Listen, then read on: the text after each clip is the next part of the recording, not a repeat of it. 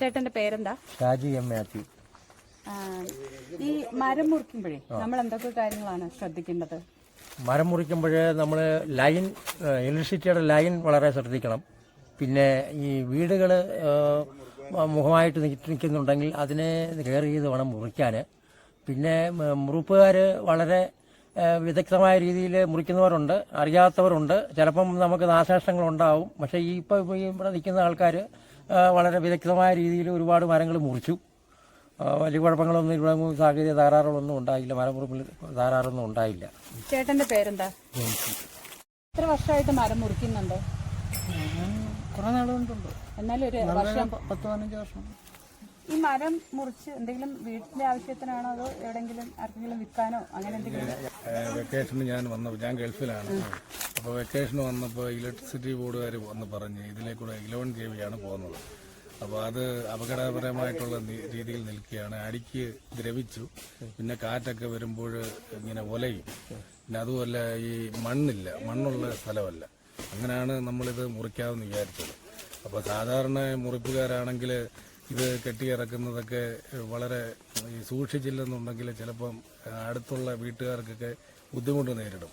അപ്പോൾ ഇത് തത്ത എന്ന് വിളിക്കുന്ന ആ മരത്തെ കയറുന്ന അയാൾ നല്ല പ്രാക്ടീസുള്ള ഒരു പുള്ളിയാണ്. അദ്ദേഹം വന്ന് സൈഡ് വീടുകൾക്കോ മറ്റ് റോഡിൽ പോകുന്ന വാഹനങ്ങൾക്കോ ഇലക്ട്രിസിറ്റിക്കോ ഒന്നും കേടില്ലാത്ത രീതിയിൽ നല്ല രീതിയിലാണ് പുള്ളി മുറിച്ചുകൊണ്ടിരിക്കുന്നത്. സാധാരണ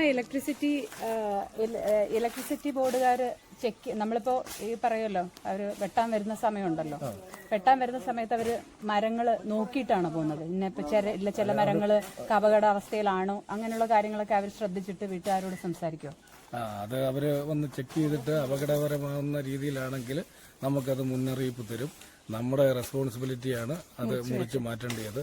അത് മുറിച്ച് മാറ്റില്ലെന്നുണ്ടെങ്കിൽ വളരെ കോംപ്ലിക്കേഷൻ നേരിടേണ്ടി വരും. കാരണം ഇതുമൂലം ചരിഞ്ഞ് പോസ്റ്റയിൽ വീഴാം. പോസ്റ്റ് ഒടിഞ്ഞു കഴിഞ്ഞാൽ പിന്നെ നമ്മൾ അതിന് നഷ്ടപരിഹാരം അവർ ചോദിക്കുന്നതാണ്. പെനാൽറ്റിയൊക്കെ കൊടുക്കേണ്ടി വരും. അപ്പോൾ അതുകൊണ്ട് നമ്മൾ നമ്മുടെ സേഫ് അനുസരിച്ച് നമ്മൾ ചെയ്യുന്നതായിരിക്കും ബുദ്ധി.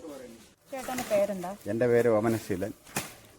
തുടങ്ങിയിട്ട് എത്ര വർഷം? ഇത് 25 വർഷം കൊണ്ട് ചെയ്യുന്നുണ്ട്. ഈ മരമുറിക്കൽ മാത്രമേ ചെയ്യുന്നുള്ളൂ?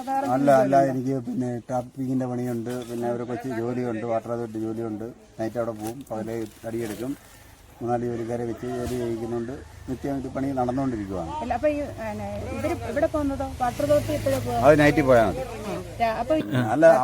എന്താ ശരിക്കും ജോലി എന്താണ്? ജോലി എന്ന് വെച്ചാൽ നൈറ്റിലെ വാച്ചറായിട്ട് കിടക്കുന്ന മുതലെല്ലാം നമ്മുടെ സംരക്ഷണത്തിലാണ് നോക്കുന്നത്.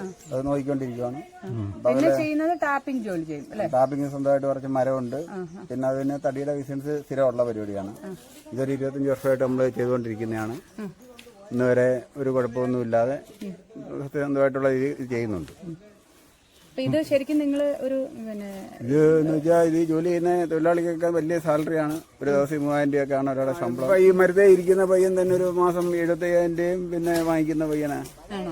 അത് ജോലി ചെയ്യാൻ വയ്യാത്ത പാടേ ഉള്ള മിടുക്കനാണ്, നമ്മുടെ വിശ്വസ്തനാണ്. പിന്നെ നമ്മളെവിടെങ്കിലും പോയി എവിടെ മരം എടുത്താലും അടുത്തുള്ള അമ്പലമോ പിന്നെ ഏത് ദേവാലയമെന്ന് വെച്ചാൽ അവിടെ അതിന്റെ അനുവാദം ചോദിച്ചിട്ടാണ് വഞ്ചിയിൽ എന്തെങ്കിലും ലക്ഷണം ഇട്ടിട്ട് ചെയ്യത്തുള്ളൂ. അല്ല, ഇപ്പൊ നിങ്ങൾ മലനാട് അമ്പലമായിട്ട് ബന്ധപ്പെട്ട് അങ്ങനെ മലനടയെന്നല്ല, ഏതൊരു അമ്പലമായാലും പള്ളിയായാലും അതിന്റെ പരിസരത്ത് അവിടെ എന്തെങ്കിലും വിശേഷം നടക്കുവാണെങ്കിൽ ഞങ്ങൾ തടി മുറിക്കുകയില്ല.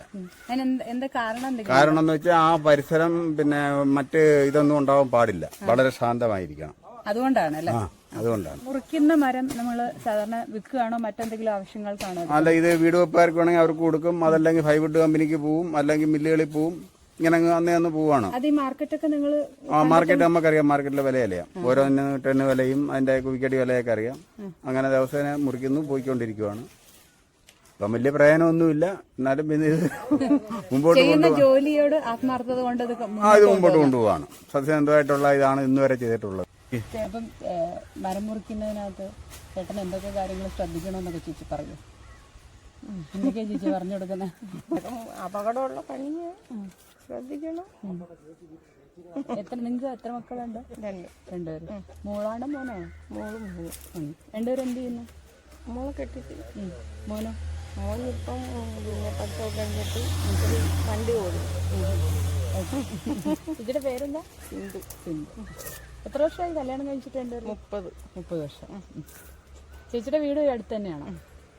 ചേട്ടന്റെ ആ പരിസരത്ത് തന്നെയായിരുന്നു. ആ അതൊരു 5 കിലോമീറ്റർ.